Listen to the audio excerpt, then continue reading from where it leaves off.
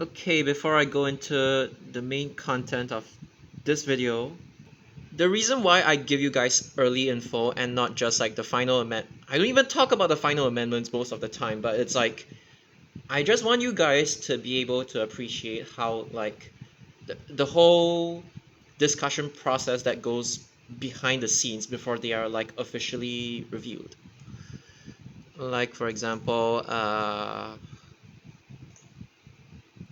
like it's one thing to know like the final official amendment. That's just one thing. But up till today, even till today, like many enthusiasts have like this common misconception that like, oh, what you're giving out is wrong info. They've only planned out like just one final amendment. Okay, what I'm trying to say is that like when planning for these things, they're like they make like lots of little or even major big changes along the way. It's not just like one clear-cut final amendment that they review to the public. So what I'm talking about is the fact that 140 is when I saw it in year 2021, and I'm not making this up, in year 2021 when the 140 amendment was first proposed, I don't know if it's like 2021 or like way before that, but in 2021, it was just Towner, McNair, Balestier, and Serangoon. This stop, common misconception was that this one was part of like the final amendment. Sorry, the common misconception is that this one was all along a thing even during the early discussion stages. But I'm telling you, I have seen the diagram for myself. The early discussion stages, it is just like this. This stop over here intended to serve Towner residences. It was only added in last minute. Not really last minute, but it's like you saw the bus stop being built here, right? The bus stops along here, they were already planned like way back then. But this one to cater to Towner residences was only added later. So it's like bus planning league has to like discuss with the bus infrastructure team, which is responsible for like the bus stops and all this sort of things, right? This thing was only added later. That is a common misconception that this one used to be part of the discussions in even in the earlier stages. But I'm telling you, it's not. I have seen the diagram for myself for like the early discussion stages. One more thing. I don't know about the TL rationalization. I only know that like what's going to be affected is this, and then they're discussing a little bit about this.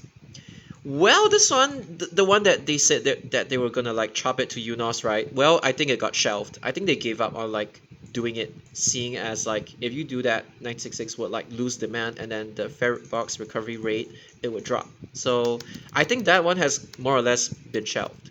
So now it's just this and this. But before they do anything to the parent route 196, I would just like to say that this thing on weekdays it has demand. And on weekends, all you gotta do is to downsize it. And even if you put OTA on weekends, like I wouldn't even mind. There are still people taking it, it's just not as important on weekends. But the reason why 196 effectively cannot be cut is because number one, Mountbatten already has like 3 bus services. And then if you chop this one off, you would have to either make this one or this one, okay, preferably this one. You would have to amend it via Mountbatten Road, Amber Road, Marine Parade Road, Marine Crescent, and then in the other direction it's Marine Terrace, and then you would have to let it go Siglap to accommodate Marine Terrace, basically. Siglap and then Upper East Coast Road. So if I just draw it out like this, you need to cover 196 sector. Mountbatten, Amber, Marine Parade, Marine Crescent, and then the other bound is Marine Terrace, and then Siglap Road, Upper East Coast Road. So yeah, this would be what you would have to do to 12 or 14. Now, I mean, obviously, this one doesn't apply to 196 because 196 goes to Siglap MRT, Marine Parade Road, and then Bedok South Avenue 1, Bedok South Road. So yeah. And it's not just this sector, it's like how do I say it? It's like even like as early as like Mountbatten Road, and then like this, like this, like this, like this.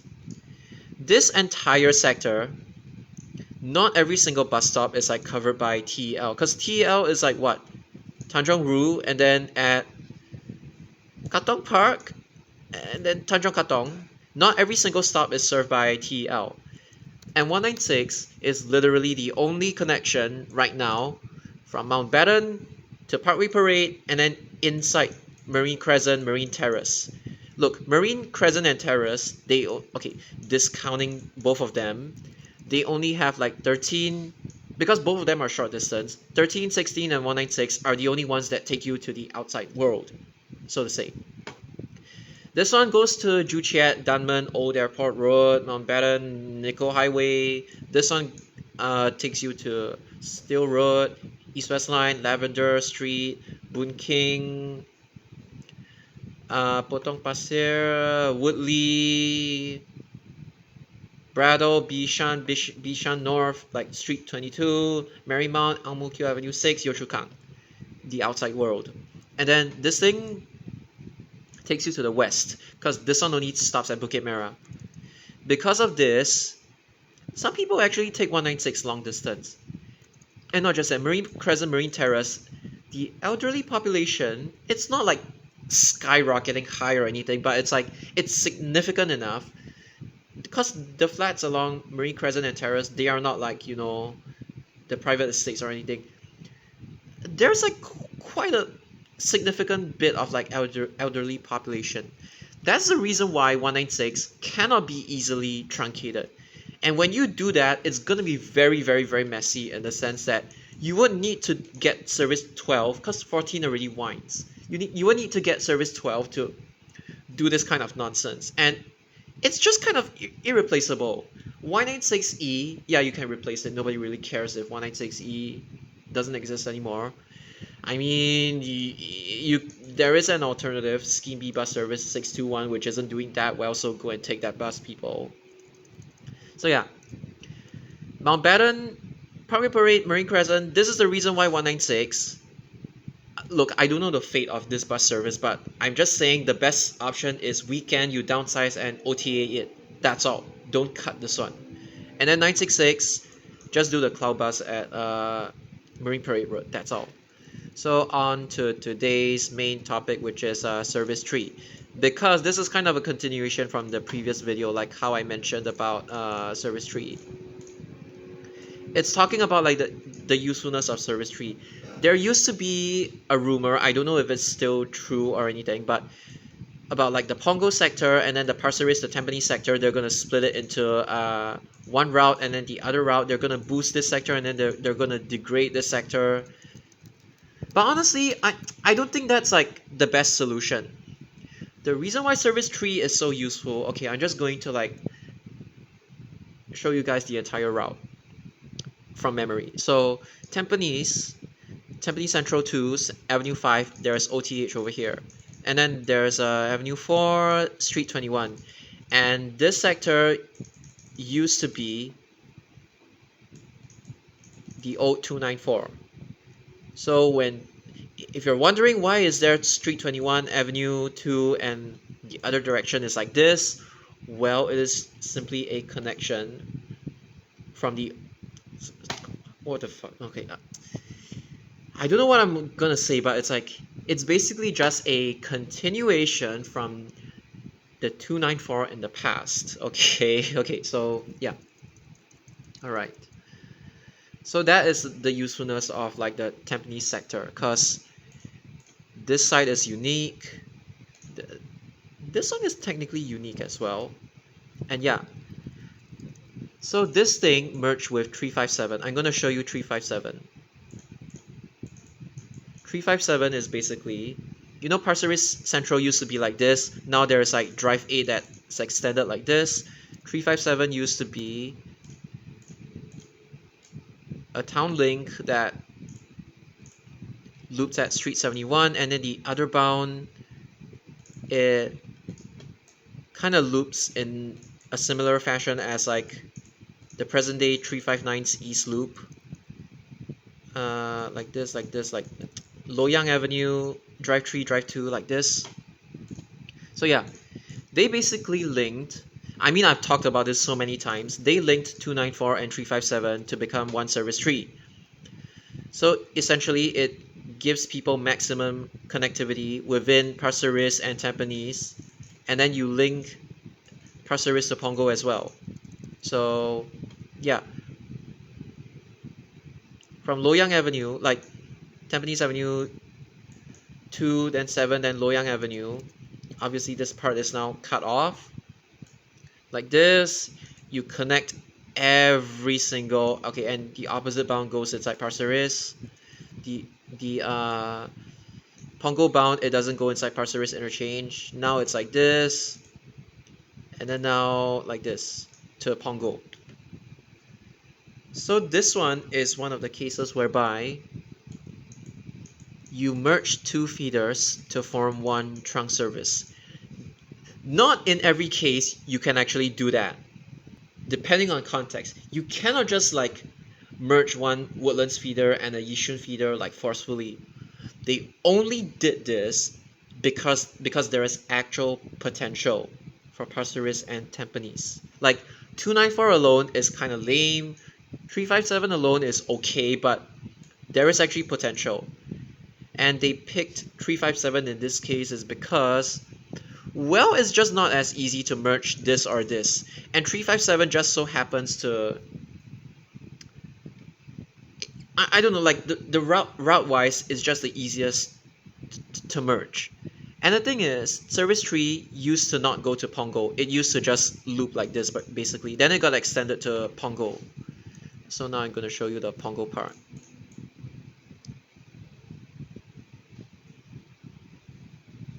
Okay, so service tree, basically, it is the only connection. Okay, nobody really uses it from Punggol Central, but from Punggol East and Punggol Field, it is the only connection to Punggol TPE bus stop.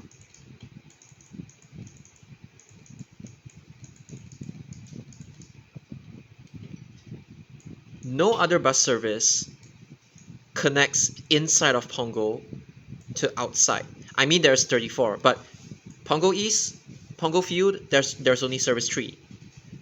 This is the reason why service tree can never ever be truncated or anything. And then obviously this part, they link it to Pasir Ris. And then this is Elias Road. So you can think of it as 39 is the straight one, and service tree is the winding one. So from Tampines East MRT station all the way to Punggol, it's self-explanatory. 39 goes to Yishun, that's why it has to be straight. And then, I mean, the 39 to Punggol technically was an amendment, but like, I'm just saying, this thing and this thing, they serve two different purposes. They are not meant to do each other's jobs. Service tree is meant to feed people to Punggol TPE bus stop from Punggol East and Field. So I just want you guys to know the different purposes of 3 and 39. One is straight, one intentionally winds. So yeah, don't try to make 3 do 39's job, and don't try to make 39 do 3's job.